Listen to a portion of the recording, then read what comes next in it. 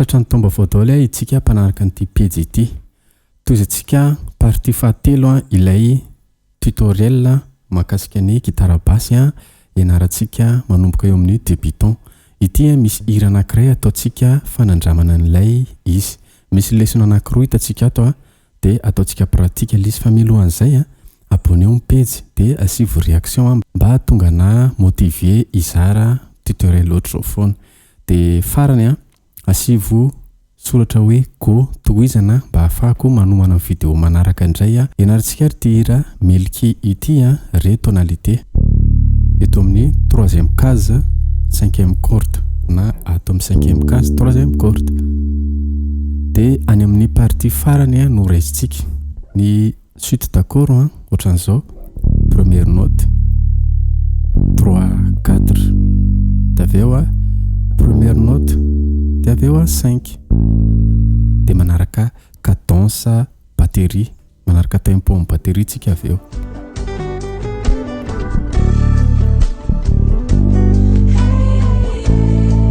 Fa misy an'ity groove ty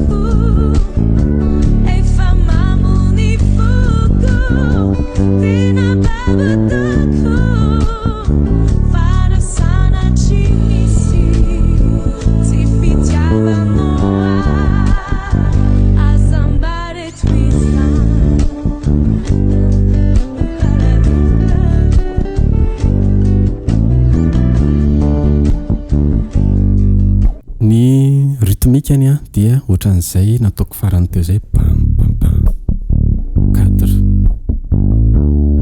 10 hameron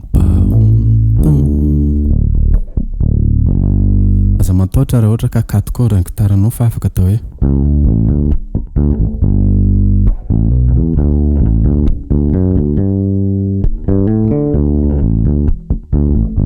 afaka atao ohatran'izay.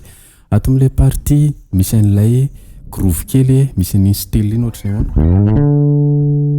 eto amin'ny 12e case ty zao ny tonalité première note 2 3 4 5 6 première note 4e note akorisa ilay izy zany hoe 4 5 5 numéro 1 ty zao 6 6 6 d'aveo 7e note 7 bémol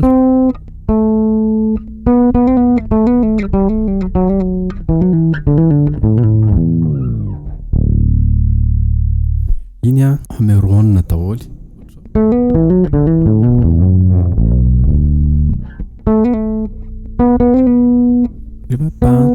numéro 1 pull off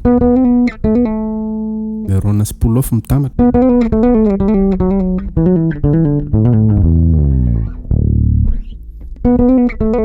aveo 4 5 3 4 2 3